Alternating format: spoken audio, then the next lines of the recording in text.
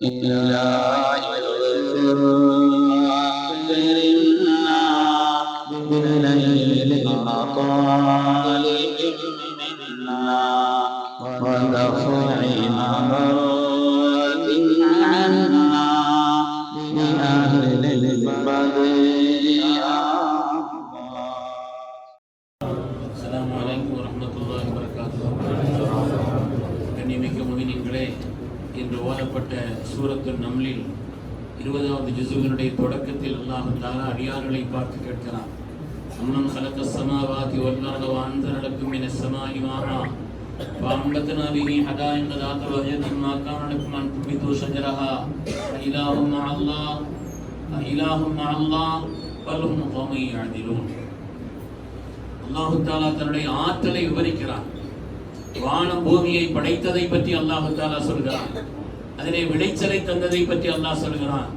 பூமியை வாழ்வதற்கு ஏற்ற ஒரு நிலையில் அமைத்து தந்ததை அல்லாஹு தஆலா சொல்கிறான்.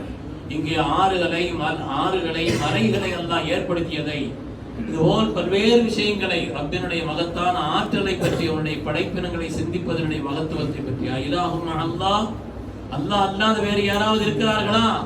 யார் வானத்தை படைத்தது? யார் பூமியை படைத்தது? மலைகளை ஏற்படுத்தியது யார்? யாரையாவது சொல்லுங்கள், நாங்கள் செய்தோம் என்று. இலாஹும் அல்லாஹ், அல்லாஹ் அல்லாத யாராவது இருக்கிறார்களா என்று அல்லாஹ் தஆலா திரும்ப திரும்ப கேட்கிறார். அருமையான பெருமக்களே, குர்ஆன் ஷரீஃபிலே அல்லாஹ் தஆலா அல்லாஹ் என்ற வார்த்தையை மாத்திரம் 700 தடவை சொல்கிறார். 700 தடவை அல்லாஹ் சொல்லி காண்பிக்கிறார். அல்லாஹு தஆலா அவனுடைய மகத்துவமிக்க உன்னதமான திருநாமம் அல்லாஹ் என்பது. அல்லாஹ் என்ற வார்த்தை இருக்கிறதே சாதாரணமானது. அல்லாஹ் என்ற வார்த்தைக்கு நிகராக உலகத்திலே வேறு ஒரு வார்த்தையை சொல்லவும் இயலாது. அதற்கு மொழிபெயர்ப்பு செய்யவும் இயலாது. அல்லாஹ்வுக்கு என்ன அர்த்தம் செய்யறது? ஆண்டவன், இறைவன், கடவுள், காட், எந்த மொழியிலே அதற்கு ஒரு மொழிபெயர்ப்பு செய்ய முடியாது. என்ன, அல்லாஹ் என்பது ஒருமையும் இல்லை, இருமையும் இல்லை, பன்மையும் இல்லை, ஆண்பாலும் இல்லை, பெண்பாலும் இல்லை. நீங்க எதுல மொழிபெயர்த்தாலும் ஏதாவது ஆண்டவன் அப்படின்னு ஆண்டவர்கள்னு வந்துடும், இறைவன் இறைவின்னு வந்துடும், காடுன்னா இன்னொரு அதுக்கு பன்மம் வந்துடும். அதனால எந்த ஒரு வார்த்தையிலும் கூட, எந்த ஒரு உலகத்தினுடைய எந்த மொழியிலையும் மொழிபெயர்க்க இயலாத ஆற்றல் மிக்க உன்னதமான ஒரு வார்த்தை, பாக்கியமான ஒரு வார்த்தை, பரக்கத்து நிறைந்த ஒரு வார்த்தை, ஆன்மீகத்தினுடைய உயிர் நாடி. அது ஆன்மீகத்திற்கு மாத்திரமல்ல, உலகத்திற்கே உயிர் நாடி அல்லாஹ். ஸல்லல்லாஹு அலைஹி வஸல்லம் சொல்வார்கள், லா தகூமு ஸாஅத்து ஹத்தா யுகால ஃபில் அர்லி அல்லாஹ் அல்லாஹ். அல்லாஹ் அல்லாஹ் என்று சொல்லப்படுகின்ற ஒரு மனிதர் இந்த உலகத்தில் இருக்கும் வரை கியாமத் வராதுன்னு சொன்னார். அப்ப அல்லாஹ் என்பதுதான் உலகத்தை நிலைக்க செய்கிறது. அவ்வளவு பவர்ஃபுல்லான சொல்ல, சாதாரணமான ஒரு சொல்ல. மனிதன் உயிர் வாழ்வதற்கு உணவு தேவை என்று சொன்னால் அவனுடைய ரூஹுக்கு உணவு அல்லாஹ் என்ற திக்ர் தான். திக்ர் தான். அல்லாஹ் என்ற வார்த்தை இருக்கிறதே அரபியிலே, அல்லாஹ் போல் இருந்தா எழுதி காமிக்கலாம். அல்லாஹ் அதுல அலிஃப போக்கிட்டா லில்லா, அதுவும் அல்லாஹ் தான் அர்த்தம். அல்லாஹ்வுக்கு எல்லா சொந்தம் அர்த்தம். இன்னொரு லாமு போக்கிட்டா லஹுன்னு அர்த்தம், அவனுக்குன்னு அர்த்தம். குர்ஆன் ஷரீஃபில் லஹு மா ஃபி ஸமாவாத்தின்னு வருது. அந்த லாமை போக்கிட்டா ஹூ, ஹூ என்பதும் அல்லாஹ் தான். ஹுவல்லாஹ், அல்லாஹ் யார்? ஹூ, அவன்தான் அல்லாஹ் என்று அல்லாஹ் சொல்கிறான். அந்த வார்த்தையில எந்த எழுத்தை போக்கினாலும் கூட அல்லாஹு தஆலா அவருடைய திருநாமத்தையே சுட்டக்கூடிய உன்னதமான ஒரு நிலை என்பது அந்த வார்த்தைக்கு சொந்தமானது. உலகத்துல அல்லாஹ் என்ற இந்த வார்த்தை, அல்லாஹ் என்ற இந்த வார்த்தை உலகத்துல எந்த மொழியில் உள்ளவங்கனாலும் சரி, எந்த நாட்டில் உள்ளவங்கனாலும் சரி, எந்த நடைமுறைக்கு சொந்தமானவங்களானாலும் சரி, எந்த உணவை உட்கொள்வதானாலும் சரி, எந்த பழக்க வழக்கத்தில் உலகத்தினுடைய எந்த நாட்டிற்கு போனாலும் உங்களை படைத்த ரப்பு யார், இறைவன் யார் என்று கேட்டால் அல்லாஹ் சொல்லிடுவான். ஒரு வார்த்தை தான். அது அரபியோ அஜமியோ எந்த மொழியோ உலகத்தினுடைய எந்த நாடாக இருக்கட்டும். ஆனால் நம்ம நாட்டுல டெல்லிக்கு போய் உங்க ஆண்டவன் யாருன்னா ராமுங்கிறான், பீகார்ல போய் உங்க இறைவன் யாருன்னா சங்கருங்கிறான், குஜராத்ல போய் உங்க ஆண்டவன் யாருன்னா கிருஷ்ணங்கிறான், வங்காளத்துல போய் மேற்கு வங்காளத்துல உங்க ஆண்டவன் யாருன்னா மாதுர்கா தேவி அப்படிங்கிறான். அவன் தென்னகத்துல வந்து கேட்டா இது ஆறுபடை வீடு கொண்ட முருகா அப்படிங்கிறான். இங்க துன்யால ஆண்டவன் என்றுதான், ஆனால் அவர்களுக்கு ஒரு வார்த்தை சொல்ல இயலாது. உலகத்தில் அப்படி ஒன்று இல்லை. அல்லாஹ் என்ற வார்த்தைக்கு நிகராக அல்லாஹு தஆலா உலகத்திலே, இன்னும் பெரிய ஆச்சரியம் என்னன்னா, உலகத்தில் யாருக்கும் இந்த பெயர் சொல்லப்பட்டதும் இல்லை. உலகத்தில் யாருக்கும் அல்லாஹ்ங்கிற பெயர் ஒரு விளையாட்டுக்கு கூட, கேலிக்கு கூட, பரிகாசத்துக்கு கூட எதிரிகளால் கூட சொல்லப்பட்டது. அல்லாஹ் பேர் யாரா இருக்கா? அல்லாஹ் என்ற வார்த்தை அல்லாஹ் தஆலா அவ்வளவு தூய்மையான நிலையிலே, பரிசுத்தமான நிலையிலே அல்லாஹ் தஆலா ஆக்கி வைத்திருக்கிறார். அருமையானவர்களே, அல்லாஹ் என்ற வார்த்தையினுடைய கண்ணியம் சாதாரணமானது.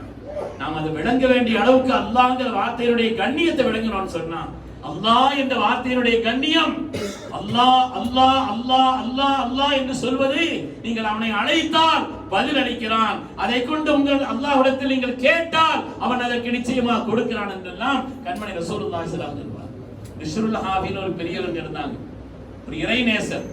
ஆனா ஆரம்ப காலகட்டத்தில் குடிகாரர். அவர் ஆரம்ப காலகட்டத்திலே அவர் அப்படி தள்ளாடிக்கிட்டே போறார். ரோட்ல போன ஒரு இடத்துல அல்லாஹ் எழுதப்பட்ட ஒரு வாசகம் கீழே கிடக்குது. அல்லாஹ் எழுதப்பட்டிருக்குது, அந்த வாசகம் கீழே கிடக்குது. அவர் அப்படி இப்படி இருந்தாலும் கூட ஈமானுடைய நிலை கொஞ்சம் இருக்கிற காரணத்தினால அதை எடுத்தார். அதை எடுத்து அல்லாஹ்ங்கிற வார்த்தை எல்லோரும் மிதிபடும் போது ஒரு இடத்தில் கீழே கிடக்கிறது என்று அந்த வார்த்தையை, அந்த தாளை எடுத்து கொண்டு போய் அதை கொஞ்சம் லேச சுத்தம் பண்ணார். சுத்தம் பண்ணி அதுக்கு பிறகு அதுக்கு நறுமணம் எடுத்த காசை கொடுத்து நறுமணம் வாங்கினார். நறுமணம் வாங்கி அந்த தாள்ல தடவுனார். அந்த நறுமணத்தை தடவினார். கீழே கிடந்து பல பேருடைய கால் மிதிபட்டிருக்கேன்னு சொல்லிட்டு அது அப்படியே நறுமணத்தை தடவினார். அதுக்கு பிறகு ஒரு உயரமான இடத்துல, சாதாரணமா விழுந்து விடாத இடத்துல, ஒரு உயரமான இடத்தில் வைத்தார். பெருமக்களே, அல்லாஹ் என்ற ஜலாலியத்தான் அந்த வார்த்தையை கண்ணியப்படுத்திய காரணத்தினால் ஒரு கனவிலேயே விநாயகத்து கொடுக்கப்பட்ட மாமனிதர் ஹஜ்ரத் பிஷ்ர் ஆகியவர். யா பிஷ்ர் தய்யப்த இஸ்மி, யா பிஷ்ர், கனவிலே சொல்லப்பட்டது, பிஷ்ர் அவர்களே, என்னுடைய திருநாமத்தை நீங்கள் மனமாக்கி விட்டீர்கள். உங்களை நான் மனமாக்குவேன் என்று ஒரு அல்லாஹ்வுடைய ஜலாலியத்தால் அந்த இஸ்மை கண்ணியப்படுத்திய காரணத்தினாலே அல்லாஹ் தஆலா ஒரு கனவிலேயே, ஒரு செயலிலேயே அவருக்கு விநாயகத்தை கொடுத்தான் என்பது வரலாறு. தர்மயானவர்களே, அல்லாஹ் என்பது சாதாரணமான ஒன்று. அல்லாஹ்ங்கிறது அவனுடைய பெயர், மற்ற எல்லாமே அவனுடைய சிஃபத்துன்னு சொல்லுவாங்க. அல்லாஹ் என்பதுதான் பெயர், மற்றதெல்லாம் அவனுக்கு பண்பு பெயர்கள் தான். அல்லாஹ்வுக்கு ரஹ்மான் ஒரு பெயர், அல்லாஹ்வுக்கு ரஹீம்னு பெயர், அல்லாஹ்வுக்கு மாலிக் என்று பெயர், அப்படின்னு சொல்லிக்கிட்டே இருக்கலாம். ஆனா ரஹ்மானுக்கு அல்லாஹ் பெயர் இருக்குன்னு சொல்ல முடியாது, ரஹீமுக்கு அல்லாஹ் ஒரு பெயர் இருக்குன்னு சொல்ல முடியாது. அல்லாஹ் என்பது அதனுடைய அசல் பெயர். வலில்லாஹில் அஸ்மாஉல் ஹுஸ்னா, அல்லாஹ்வுக்கு அழகான திருநாமங்கள் இருக்கிறது. அல்லாஹ் என்பது அது மூல சொல், அது அசலான சொல், அது உன்னதமான சொல். மற்றவைகள் எல்லாம் பண்பு பெயர்கள் இருக்கலாம். அருமையான பெருமக்களே, இந்த அல்லாஹ்ங்கிற வார்த்தை இருக்குது, குர்ஆன்ல ஒரு இடத்துல வருது, இதா ذிக்ரல்லாஹு வஜலத் குலூபுஹும், அல்லாஹ் என்று சொல்லப்பட்டால் உங்களுடைய கல்புகள் எல்லாம் நடுங்கி போய்விடும் என்று ஒரு இடத்துல வருது. இன்னிடத்துல அல்லாஹ் சொல்றான், அலா பிதிக்ரில்லாஹ், அல்லாஹ் என்ற திக்ரை கொண்டு உங்களுடைய கல்புகள் அமைதி பெறுகிறதுன்னு சொல்றான். ஒரு இடத்துல சொல்றான் அல்லாஹ் தஆலா, திடுக்கம், பயம், அச்சம் ஏற்படும் அல்லாஹ்ங்கிற வார்த்தை சொல்ற காரணத்தினால். இன்னொரு இடத்துல சொல்றான் அமைதி, நிம்மதி ஏற்படும்ங்கறான்.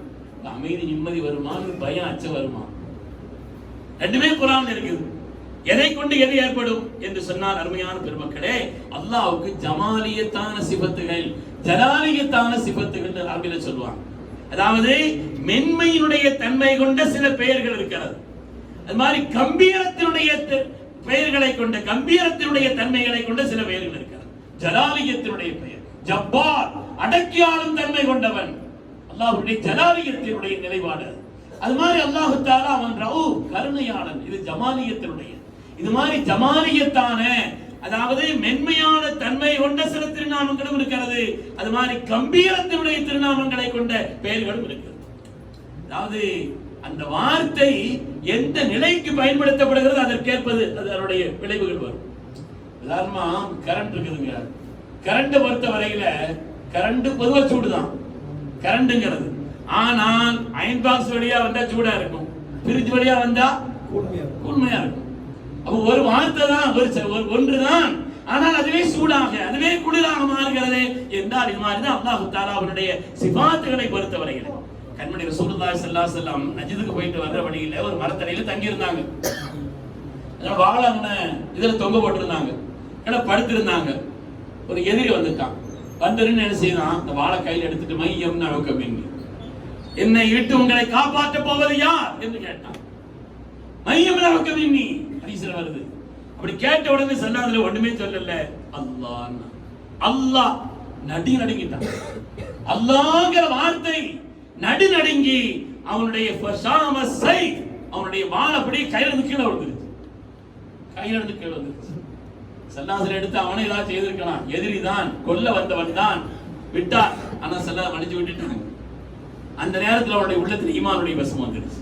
ஸல்லல்லாஹுடைய அல்லாஹ்ங்கிற ஒரு ஜலாலியத்தை, சுப்ஹான் அல்லாஹ்ங்கிற ஒரு வார்த்தை அல்லாஹ்வுடைய ரசூலின் திருநாவிலிருந்து வந்த காரணத்தினால் அதனுடைய ஜலாலியத்தினுடைய நிலை அவனுடைய உள்ளத்தை தாக்கி ஈமானுடைய பிரகாசத்தை உண்டாக்கிடுச்சு. ஆனா அப்ப ஈமான் கொண்டா பயந்து ஈமான் கொண்டோம்னு சொல்லிடுவாங்கிறதுக்காண்டி அவன் ஈமான் கொண்டான். அந்த நேரத்தில் வெளிப்படையா நேரா ஊருக்கு போனான்.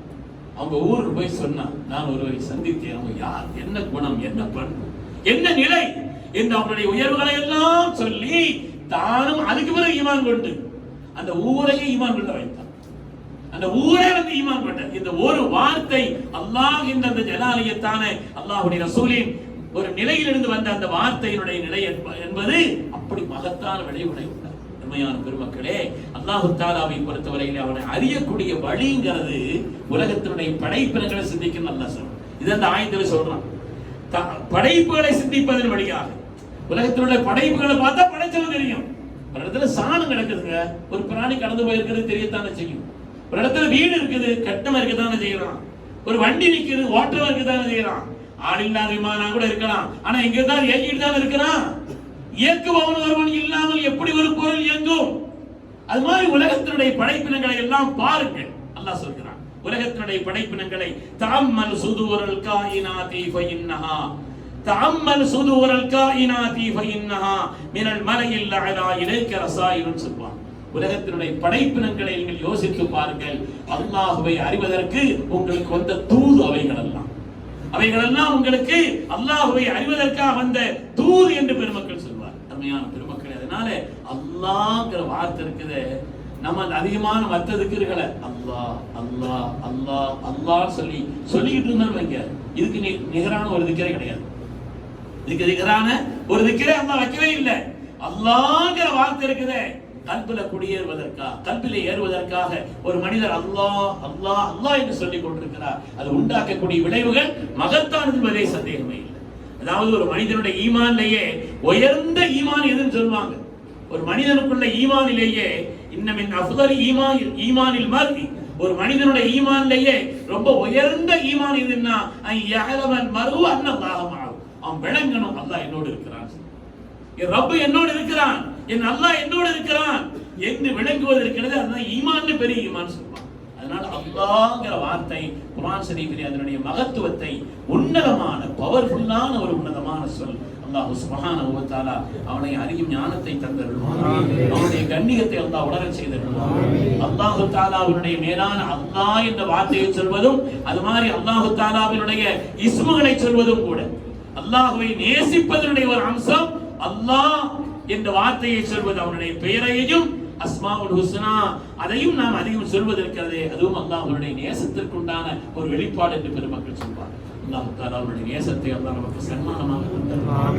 எல்லாவற்றையும் விட நம்மை படைத்த ரப்புதான் நமக்கு எல்லாவற்றையும் விட பெரியவன் என்ற அந்த மேலான உணர்வை, அவன்தான் அக்பர் என்ற உன்னதமான ஒரு நிலைப்பாட்டை நம்முடைய கல்வின் அடித்தளத்தில் அல்லாஹ் பதிவு செய்திருவான். ஆமீன் ஆமீன் யா ரப்பல் ஆலமீன். வ ஆகிரு தஅவானா அல்ஹம்துலில்லாஹி.